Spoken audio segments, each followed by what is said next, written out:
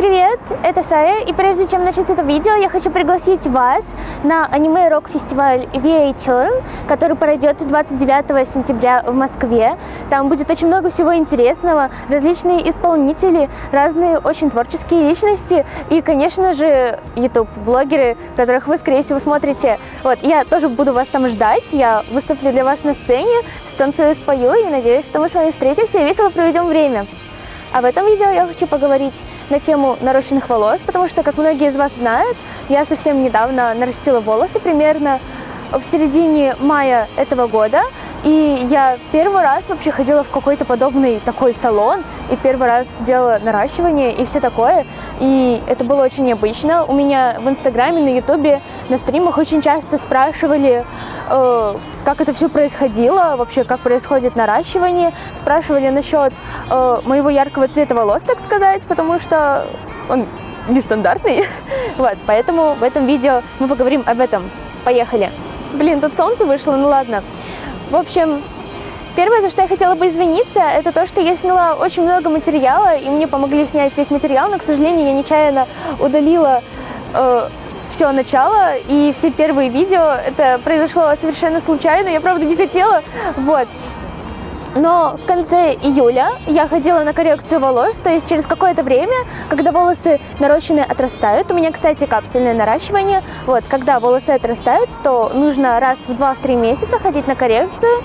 Там снимают специальным спреем, специальным раствором нарощенные капсулы, нарощенные волосы, приводят их в порядок, расчесывают и наращивают заново, потому что все-таки нужно волосы красить, когда это вот такие вот яркие оттенки, ненатуральный цвет, и нужно равнять капсулы к корням головы, потому что все-таки корни отрастают.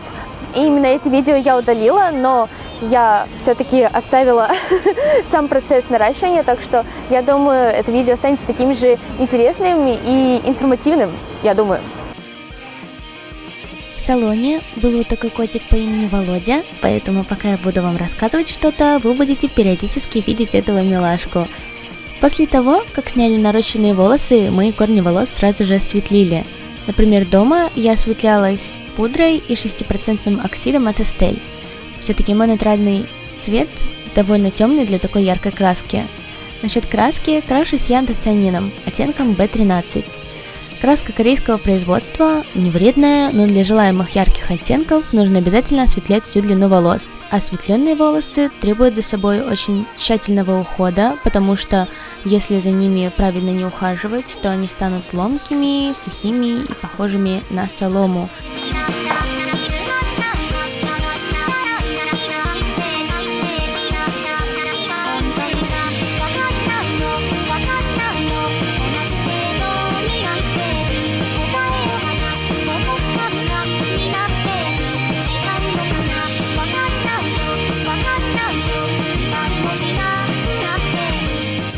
Единственный минус – антоцианин очень требовательный в процессе покраски.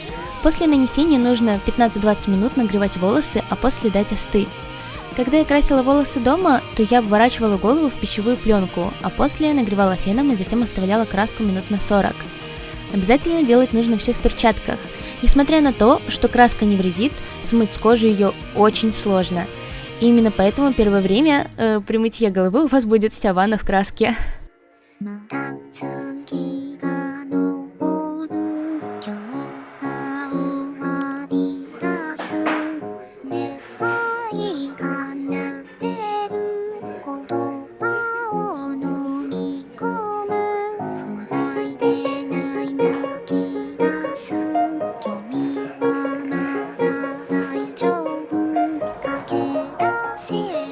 Затем краску смывают, а волосы высушивают и тщательно расчесывают.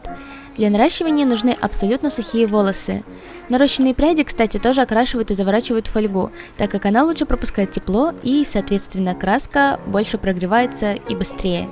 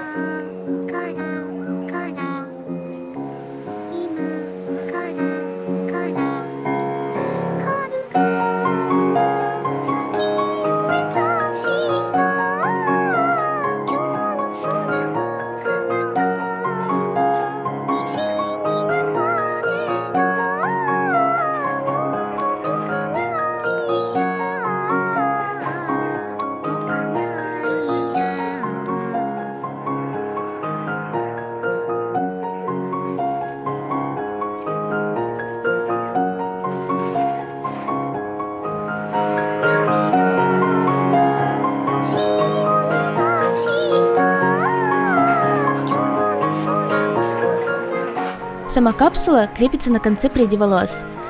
При коррекции капсула обрезается и добавляется новая, из-за этого и сама прядь становится короче. Поэтому надолго одних и тех же волос не хватит. Если хочется иметь всегда красивые и длинные волосы, пряди придется периодически докупать.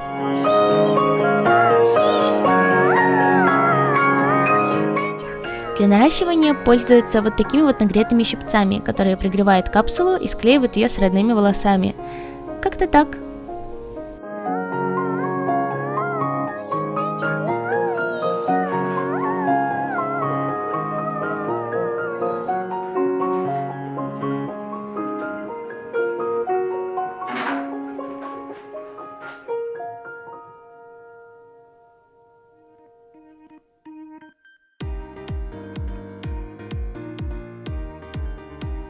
В общем, как-то так все это проходило. Вот, по поводу ухода за нарощенными волосами. Первые дни после наращивания и после естественной коррекции голова чувствует себя не очень комфортно, потому что все-таки дополнительные волосы – это плюс еще какой-то вес. Каждая прядь – это несколько граммов. Вот, поэтому первое время с нарощенными волосами очень неудобно, так как голова кажется тяжелее, и из-за того, что капсулы они должны лечь по форме головы, первое время нельзя делать какие-либо прически, нужно обращаться очень аккуратно. По поводу ухода за нарощенными волосами, для нарощенных волос нужно покупать специальную расческу, у которой будут длинные жесткие зубья и короткая щеточка, для того, чтобы расчесывать полностью все пряди и расчесывать между самих капсул на голове. Также обязательно нужно мыть волосы с бальзамом, так как нарощенные волосы все-таки они не идут от корней головы, от самой головы, так сказать, и им нужно чем-то питаться, поэтому всегда при мытье головы нужно использовать какие-либо бальзамы, чтобы насыщать волосы, не знаю, какими-то полезными веществами, как-то так. Вот. И, конечно же, длинные волосы нужно заплетать в косичку перед сном, потому что все-таки это капсулы, и между собой они могут очень сильно путаться. За этим нужно очень тщательно следить, так как в прошлый раз я перед тем, как пойти в салон, у меня была работа в Китае. Вы, я думаю, уже видели это видео, где я выступила в Китае и сняла вам, так сказать, небольшой блог с фестиваля. Вот. В общем, пока я была в Китае, я нечаянно заснула с мокрой головой в отеле, потому что я очень-очень сильно устала, и на следующее утро у меня образовался очень большой колтун. То есть с нарощенными волосами ни в коем случае нельзя спать после мытья головы. Нужно, чтобы волосы высохли естественным способом.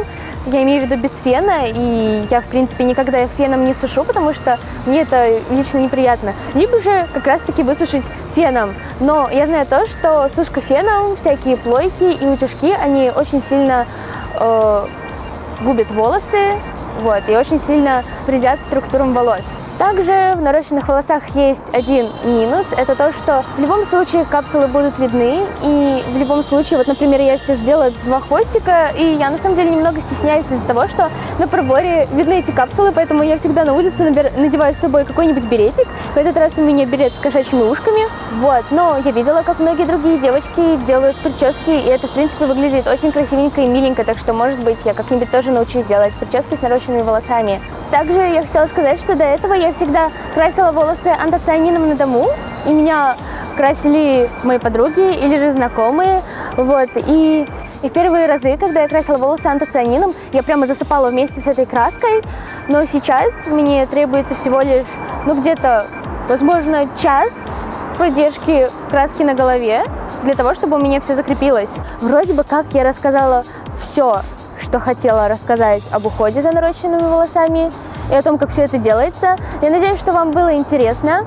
Еще раз напомню вам про фестиваль VA-Turn в Москве, который будет 29 сентября. Еще раз таки, и я вас буду там очень сильно ждать. Так что увидимся с вами в следующем видео или же прямо на этом фестивале в Москве. А пока что, пока-пока и всем удачи! Пока-пока-пока-пока-пока! У волос есть специальные расчески. Солнце, бля! Солнце! Уходи! Выключите свет! Кто включил солнце? Да уходи!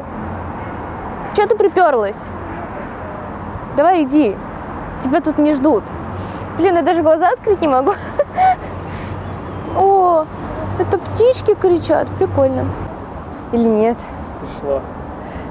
Второе пришествие. После мытья головы нужно...